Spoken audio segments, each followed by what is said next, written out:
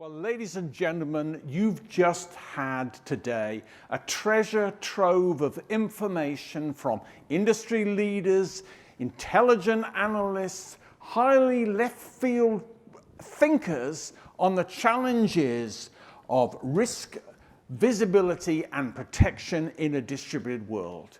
And before you go home tonight, you're probably saying to yourself, wouldn't it be great if we could have somebody who could encapsulate all that information into a nutshell that you could walk out and use again?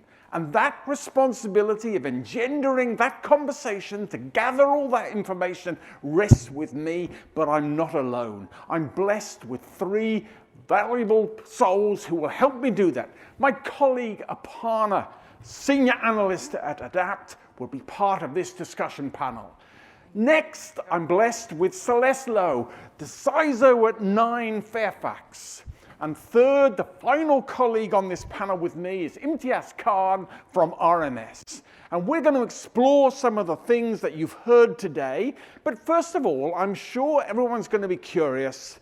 If you could tell us, especially for Celeste and Imtiaz, you joined your organizations in 2020, right bang in the middle of COVID or just before it. In your case, I think, Celeste, 2 years with a lot of people working remote. How have you built up trust and engagement with people? What do you do to get people on board?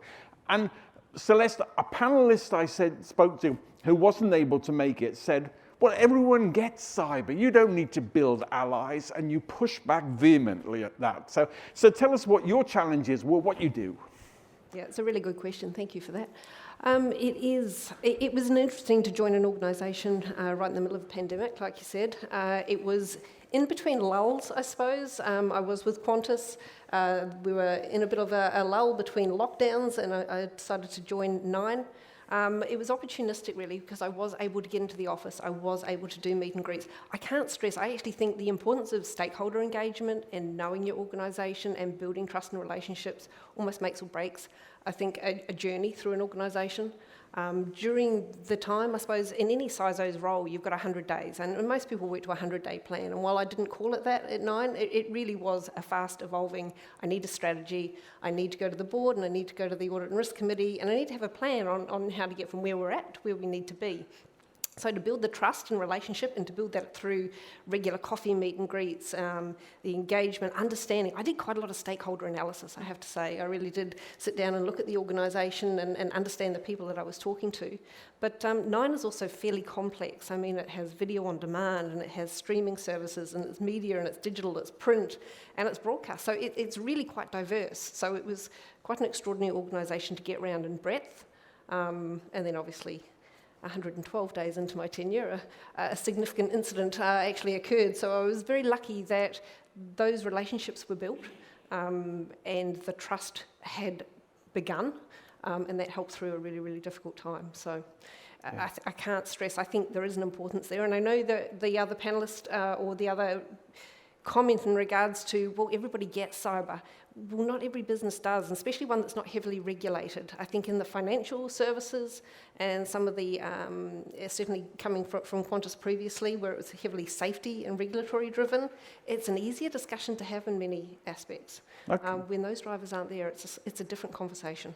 And Imtiaz, you told me that whenever you join a new organisation, everyone wants to test you out, see what you're made of, things like that. So how do you build confidence with people in that environment, especially when people might have been working remote? Yeah, look, I think one of those persons who was testing me is probably here in the room, Shane Bradley. As they say, you build trust in drips, but you lose by buckets. One of the key aspects is to understand your stakeholders in terms of building trust, understand what they're trying to do, what they're about, what their pains and challenges are, and how you can help them achieve their goals. I'm a firm believer that security teams should not exist if it wasn't for the business. So we're here for the benefit of the business. To be able to solve those problems, understand what the business is about, how they make money, what is important for the business, what are the business risks, understand the compliance obligations, understand the pain points, and work towards a prioritization strategy with the business, I think it goes a long way. And then being able to deliver to what you've committed towards and working with them. That delivery aspect is key. Okay. If you can't deliver, then you'll lose that very quickly. Aparna, you do research in this area. You actually help construct and analyze the research you get. What Celeste and Imtiaz have said, how much does that resonate? Is there any other angles that you'd put in this area of the engagement between business and the CISO? Yeah, absolutely. And I just want to step back and go back to 2 years ago when we did our, when COVID-related lockdown had started, and ADAPT had conducted a research on, the impact of the lockdown on businesses. And we were trying to assess from an IT infrastructure point of view, where are the biggest risks and how are organizations coping with it. And cybersecurity as a surprise came out so much higher from the point of view of third-party risks and actual number of threat attempts and those things. And this was not just from CISOs. This was from CFOs, CIOs, and CTOs for cloud infrastructure. And that is when we realized that your data conversation has a security angle right now. Cloud conversation has a security angle right now. Application development has a security angle right now. So I think, of course, definitely agree with both of them. But I think from a business standpoint, people have started understanding that it is so much more important for them to align and talk to their CISOs. And they haven't had this realization for a very long time. And if your infrastructure is moving away from physical to digital, who is going to take care of that security? Not your physical security person, right? Your cyber security person. So I think it's a very interesting time where CISOs have suddenly come into limelight. It is a double-edged sword as well, because boards have realized that they need to get more money. They've invested more budget into cybersecurity strategy refresh and cybersecurity architecture overhaul, having these compliances.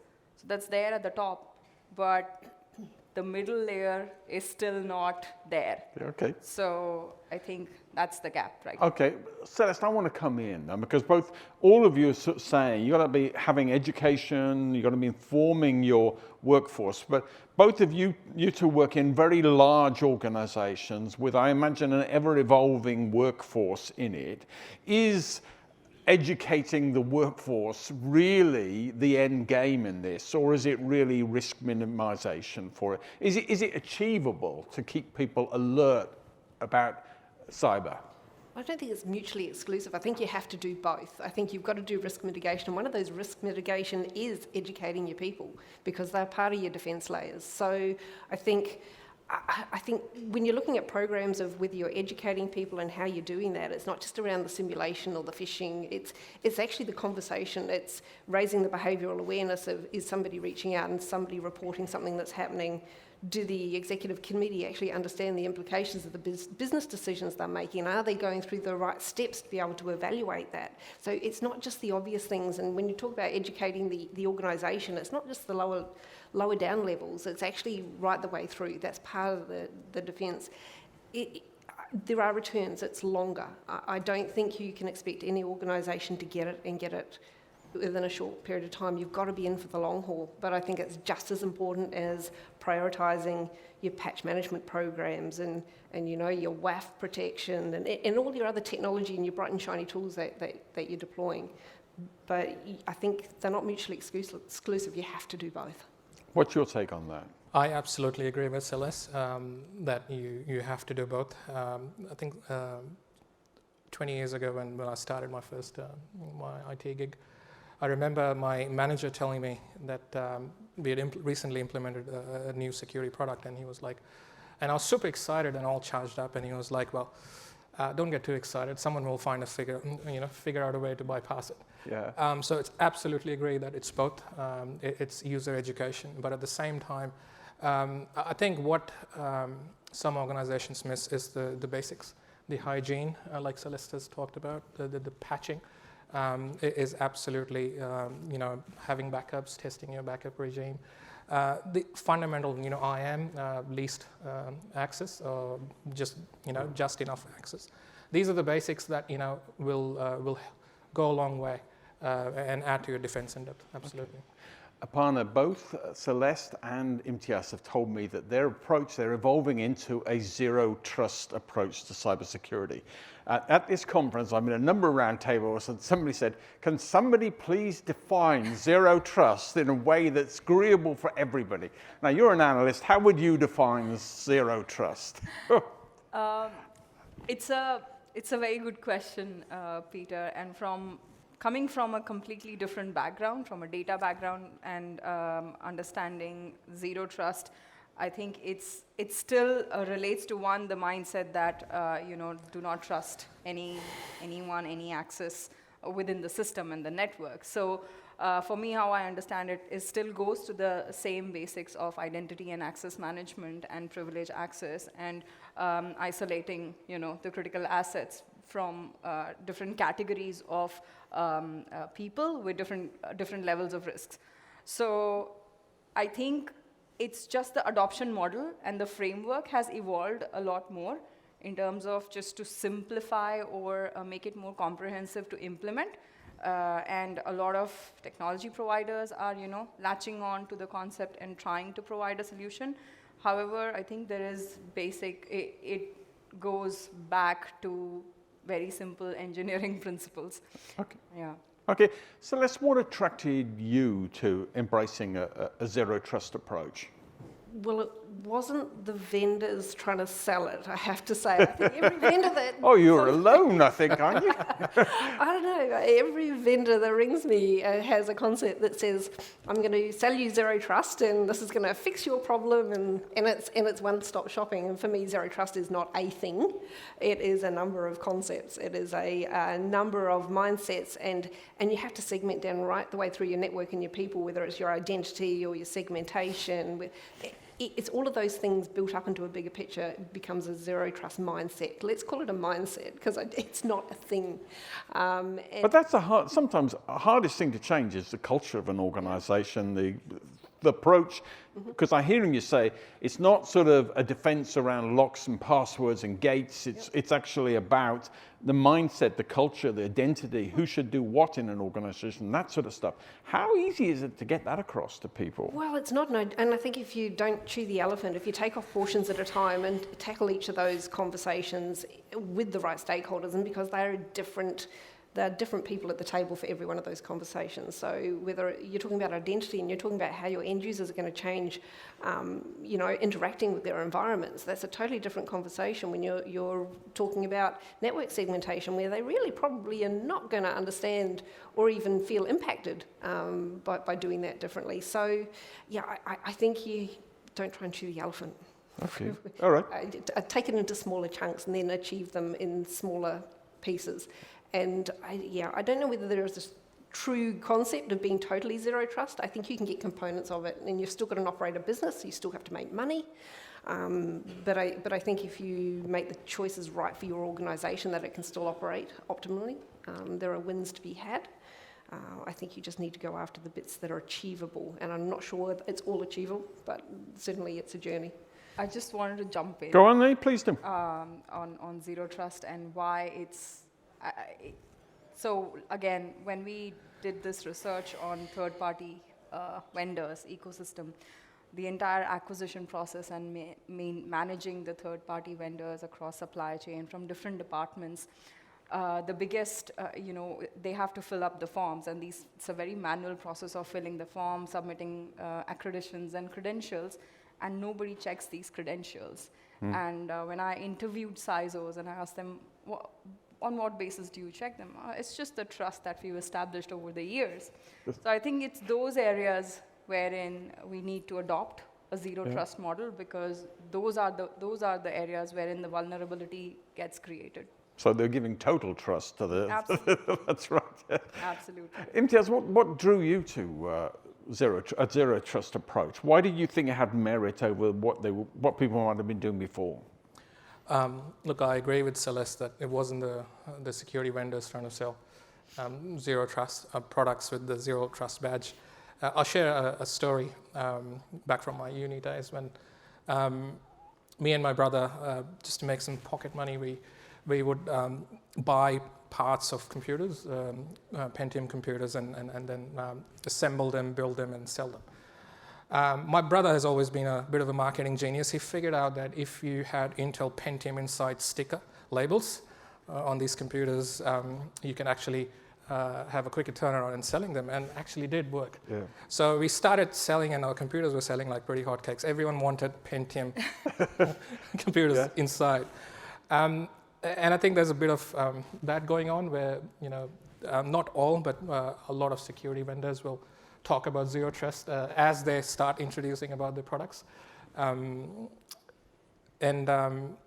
a zero trust perspective, I think for me, it is really about two aspects, right? So it is about reducing the attack surface. If I boil down what the zero trust aspect is about, it is about reducing attack surface. How do you do that? Your 2FA, your MFA, role-based access, getting intel so you can deny access in a timely manner.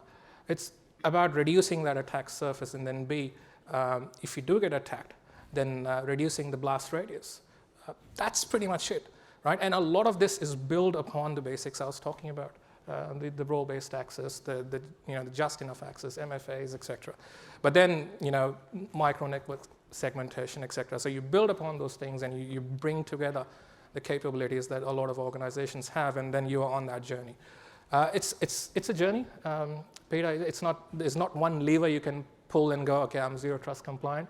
And I think we need to be very careful with the wording of zero trust. All of us security colleagues, I don't think boards would appreciate if the security guy goes in and says, I'm implementing zero trust. Yeah. I think it won't go down well. So you don't want that on the label. Don't want that on the label. Absolutely. So look, it's not going to solve everything. Right? Yeah. So you still have to, zero trust is not going to make you unhackable. But it is a journey, and it will help you make a harder target. Celeste, you work in the media 24/7 operating, you've got people with deadlines to meet, all that sort of stuff. Is security an impost on people doing their jobs? How can it be seamless but still be effective? Is there a balance between the two? I think there is. But I also think that organisations, the business and the people that work for them are also accountable. So the operational impact of doing business and the operational impact of cyber being built into how we operate, it needs to be a healthy balance. I don't think you can make every business decision that's not going to be impactful. I think there are cyber decisions, whether it's moving to zero trust and how your endpoints are connecting back into your network. There is going to be some strain at some point on your end user organisation. But I think that's where we were in a roundtable earlier talking about the board and the audit and risk conversation about what does that look like, how does it feel, who do you tell what, but what is the impact, and there has to be a trade-off at some point. Make wise choices and decisions where there is the least amount of friction, but understand that to do business, you need to reduce risk, and whether that's rolling out different password policies or complexities or passphrases, and you've got to interact with your end users and change how they're operating. I think you have to make the trade-off and the balance for each of those choices. So I'm not sure it's always frictionless. I think there does need to be that understanding that security teams can't fix this problem. The business has to be along the journey for it, and that means that they need to invest some time in it.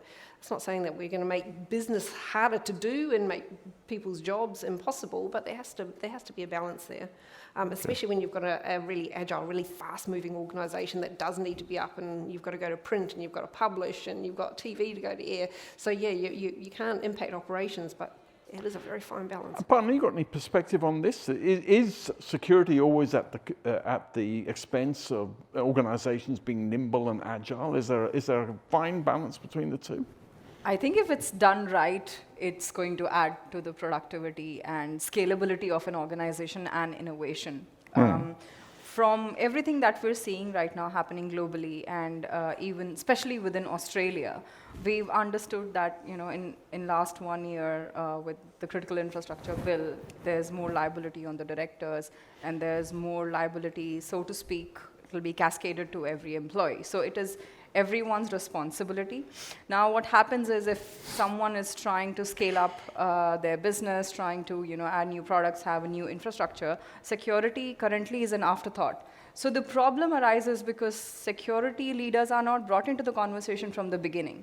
If you bring them into the conversation from the beginning, you'll probably end up, solving the problems that might arise later much quicker in the process, and hence you will be productive and scalable in a secured way. And people understand why the control is there. It doesn't hit them by surprise. They've been part of the process that's coming in. Yeah, and right now we have the right tools and technologies, processes, frameworks to embed security and governance within the process, within the technology.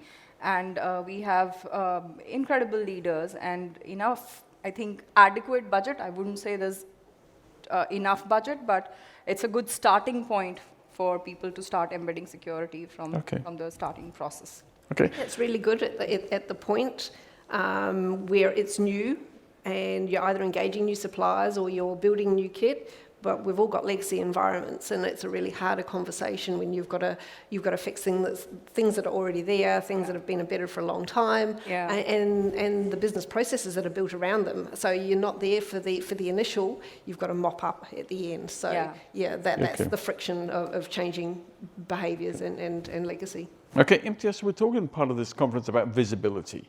What's your advice on engagement with the executive and the stakeholders in the organization? What do you believe the cadence is? I mean, how do you strike that balance between not overwhelming them with information, but actually making sure that they can exercise proper due care and diligence? Look, in terms of cadence, it depends on the organization, from organization to organization. Most organizations have, security leaders going to the business at least once a month. In terms of, and depending on your compliance aspects, it might be quarterly, annually, etc. But coming back to what you want to communicate, I'll tweak it based on the message I'm trying to get out to the stakeholders. So, on a typical, if there's no particular agenda where I'm not trying to seek funds, etc., then I'll talk about, I'll give how the security program is tracking to risk, the known risks that we're already on top of. Yeah. Right? And I'll talk about, so here's the security program, here's the risks that you should be aware of, and this is how it's tracking.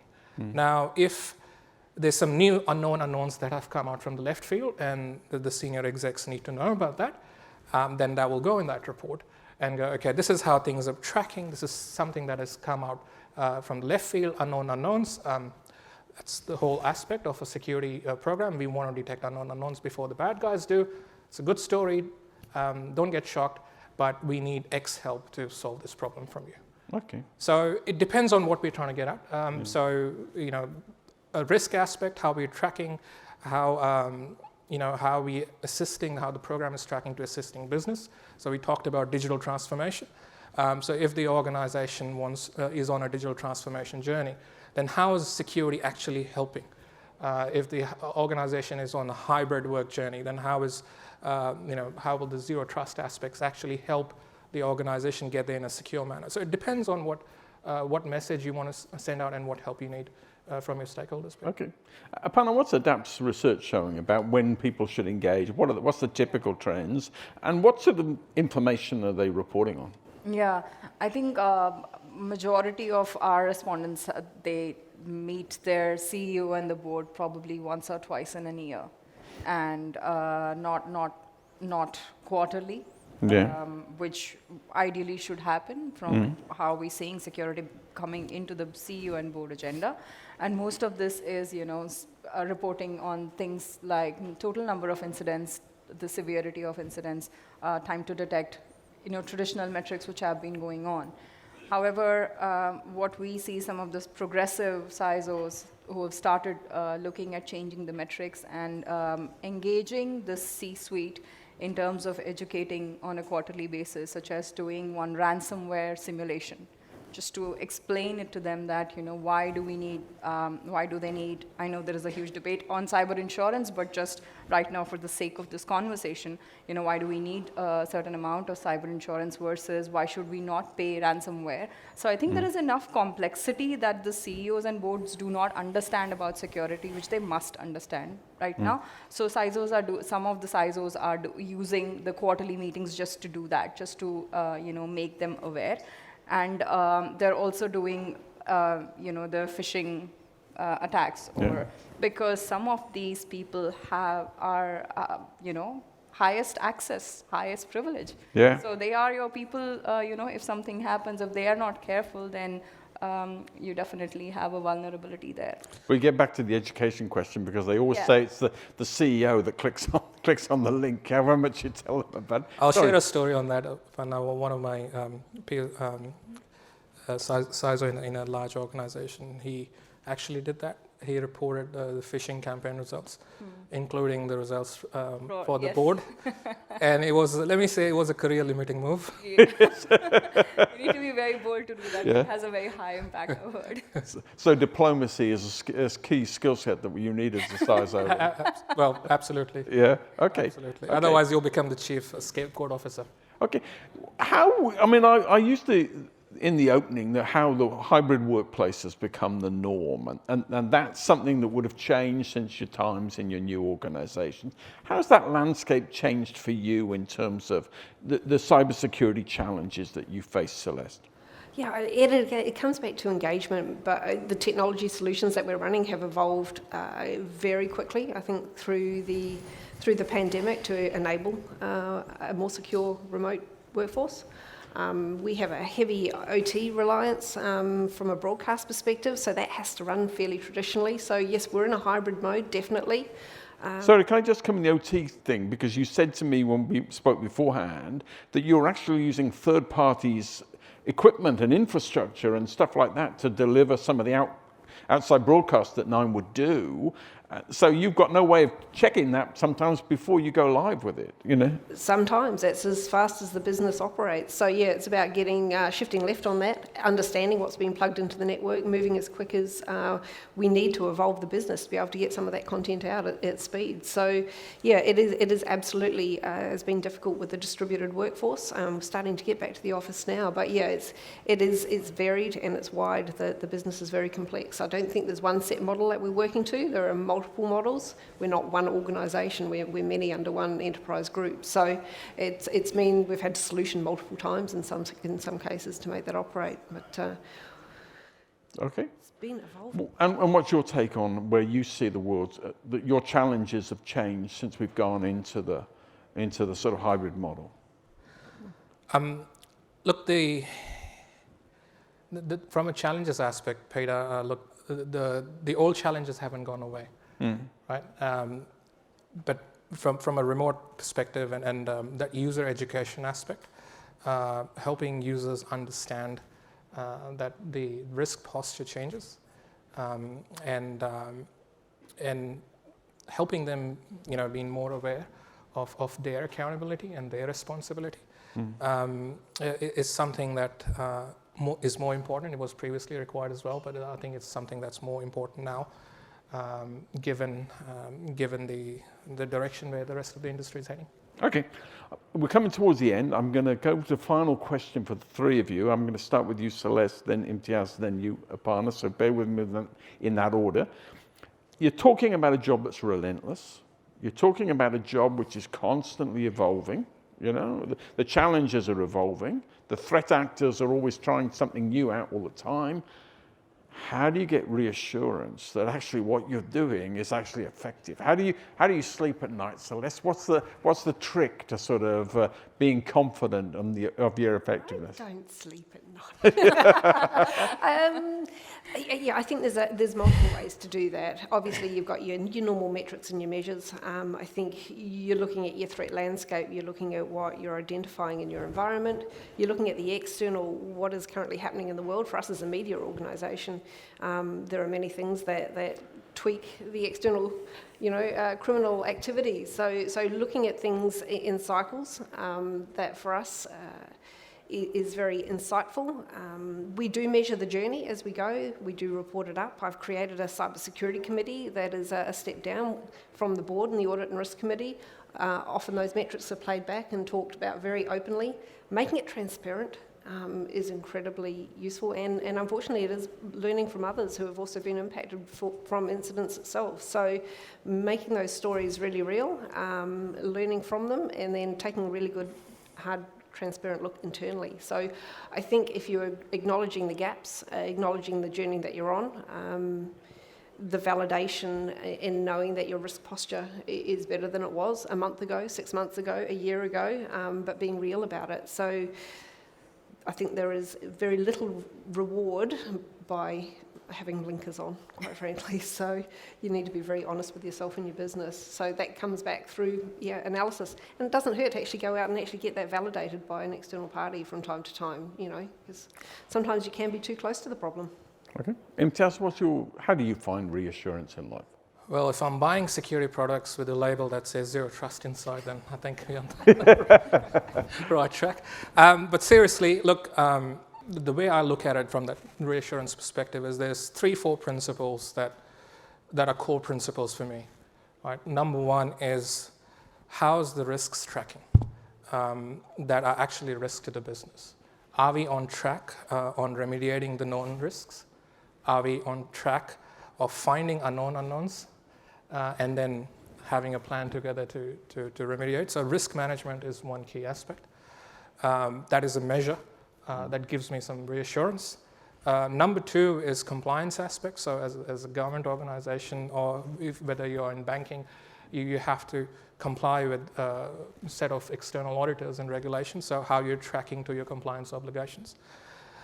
Number three is how you're tracking to what the business is trying to do. Right? So I talked about digital transformation, hybrid working. Is your program actually facilitating what the business is trying to do and how effective it has been? Right? And essentially that forms the crux of it on how you're tracking, and then obviously there's business sentiment surveys and your staff surveys, etc., that give you that feedback, your town halls that give you that feedback on how you're tracking, whether you're going off on a tangent, etc. So, I bring it back to these 4 principles that I have on, are we aligned? Are we going off track? Do we need to pull something back? Okay. And upon a final word, how do you think people, CISOs, can find reassurance in their work? Just adding to what both of them said, time to detect and time to recovery. So if that's sorted in terms of how much time is it going to take to recover your critical assets, and that do not impact your business operations and that downtime, I think, you can't do more than that. There's no 100% guarantee that it's not going to happen to you. It's going to happen to you, but this is all are the controllables. Okay, all right. Well, ladies and gentlemen, can we please thank my panelists? Thank you. Sorry?